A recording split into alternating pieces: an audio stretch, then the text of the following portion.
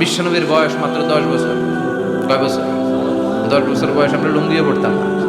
কাবা ঘর নির্মাণের কাজ শুরু হলো, বিশ্বনবী পাথর টানতে শুরু করলেন। বিশ্বনবীর বয়সের 8-10 বছরের ছোট বাচ্চারা সবগুলা লুঙ্গি খুলে কাঁধে লইছে। সব বাচ্চারা লুঙ্গি খুলে কাঁধে নিয়েছে, আর ওই কাঁধের লুঙ্গির উপরে পাথর নিয়েছে যাতে ব্যথা না পায়। বুদ্ধি আছে।